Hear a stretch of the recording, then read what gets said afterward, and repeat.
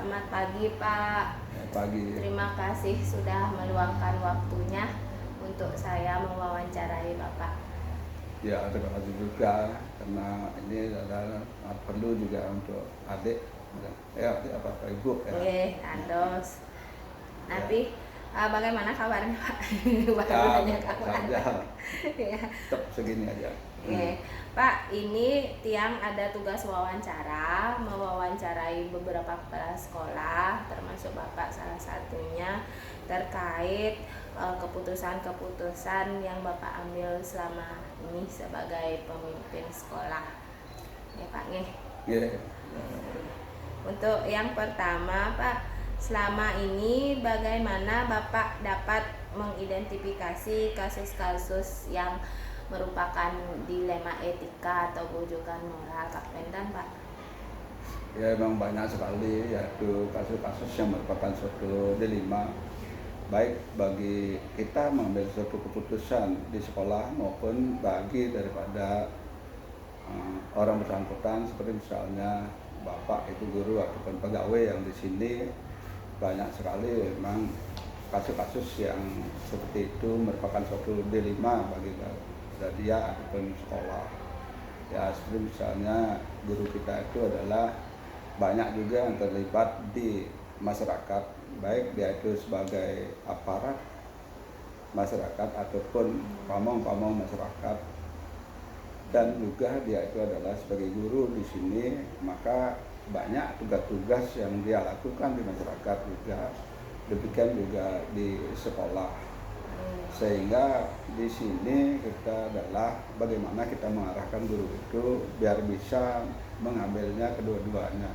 Kalau memang satu aja diambil ya sulit sekali. Cuma kita arahkan kepada guru ataupun pegawai di sini adalah untuk mengambil atau istilahnya adalah menjadwalkan, yaitu kegiatan-kegiatan yang mana harusnya didahulukan, yang mana dibelakangkan. Karena di masyarakat ya bisa ambil umpamanya pada sore ataupun hari-hari libur, kita tetap mengutamakan bahwa pekerjaan ini adalah yang utama. Kemudian Pak, selama ini bagaimana Bapak menjalankan pengambilan keputusan di sekolah, terutama untuk kasus-kasus di mana ada dua kepentingan yang sama-sama benar dan sama-sama mengandung nilai kebajikan. Seperti yang Bapak sampaikan tadi kan bahwa memang benar guru tersebut juga bermasyarakat, dan bahwa memang benar juga guru tersebut harus menjalankan tugasnya di sekolah. Nah, bagaimana Bapak mengambil keputusan itu? Ya, kita biasanya adalah memanggil orang bersangkutan, yaitu diajak untuk berembuk. Nah, kemudian kalau seandainya kasus itu memang betul-betul berat, harus dilaksanakan, artinya di luar daripada tugas sekolah, ya kita biasanya adalah menyuruh, kalau pas dia itu adalah guru, yaitu menyuruh untuk mengasih tugas kepada siswanya. Kalau seandainya dia itu adalah pas pegawai, ya kita bisa menyuruh pegawai itu untuk mengerjakan di rumahnya. Yang penting pekerjaan ini adalah tugas-tugas yang diambil itu adalah selesai dan bisa dipertanggungjawabkan. Berarti segala tugas diselesaikan terlebih dahulu, ya. juga biar agar bisa juga tetap bermasyarakat. Dan berikutnya yang nomor 3, langkah-langkah atau prosedur seperti apa yang Bapak lakukan selama ini. Berarti itu sudah mencakup yang tadi Pak berkomunikasi sama memperbandingkan yang mana utama, tugas utama, yang mana bisa dikerjakan nantinya, dan Pak Yang keempat, hal-hal apa saja yang selama ini Bapak anggap efektif dalam pengambilan keputusan pada kasus-kasus tersebut? Ya, paling efektif itu sudah jelas, yaitu memanggil dan mengajak berembuk, baik guru ataupun pegawai. Di samping itu juga kita dalam mengambil keputusan yang demikian banyak itu biasanya kita melakukan remuk atau koordinasi dengan para wakal atau yang membidangi daripada kasus-kasus tersebut. Seperti misalnya ada di LIPA itu adalah terhadap siswa, kita koordinasikan dengan petugas BP-nya gitu. Ya itulah, tetap aja kita itu adalah kasus-kasus itu menuju kepada kemana bagiannya itu, apakah itu adalah kasusnya mengenai kepegawaian, apakah itu siswa, ya kita tetap prosedurnya adalah ke yang menangani itu. Ya, baik Pak, berarti ini dibagi, kalau misalnya yang berkasus ada kasus dilema etika terhadap siswa, berarti Bapak bekerja sama dengan wali, guru BP, wali, kesiswaan. Ya. Kalau misalnya kasusnya dengan guru atau rekan sejawat, Bapak berkomunikasi langsung dengan guru tersebut dan kepada beberapa koordinator daripada pegawai. Dengan koordinator kepegawaian. Baik, berikutnya Pak. Nah, hal-hal apa saja yang selama ini menjadi tantangan dalam pengambilan keputusan Bapak selama ini? Ya, yang menjadi tantangan dalam mengambil keputusan itu cukup banyak sekali sebenarnya. Terutama adalah kita dalam mengambil keputusan karena kita sudah tahu bahwa ada juga yang di masyarakat adalah pekerjaan yang tidak bisa dia lakukan, artinya adalah mengambil waktu yang bersamaan. Ya itulah sulitnya kita dalam mengambil keputusan, karena kadang-kadang guru adalah atau pegawai kita adalah juga di samping juga dia bekerja untuk di sekolah dan juga adalah mendapatkan tugas-tugas tertentu di masyarakat.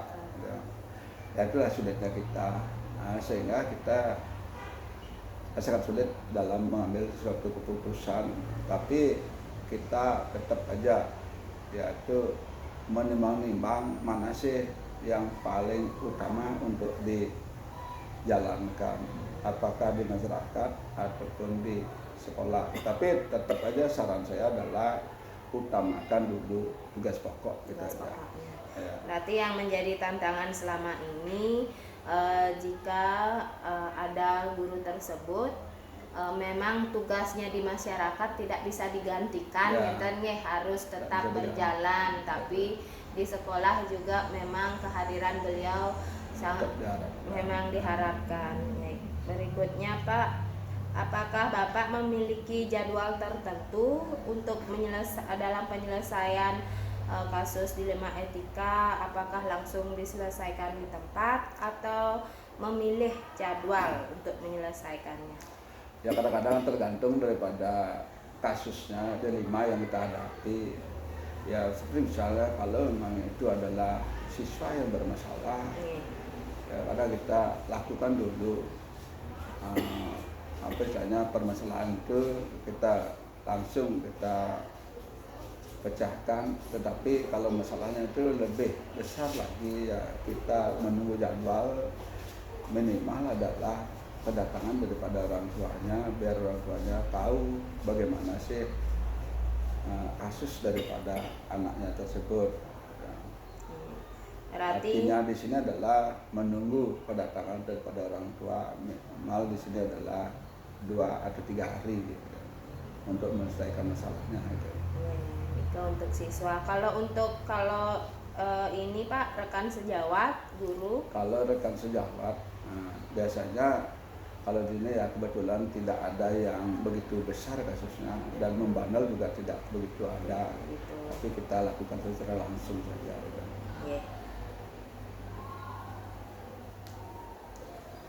Berikutnya Pak, apakah ada faktor atau orang yang selama ini membantu atau mempermudah Bapak dalam mengambil keputusan tersebut?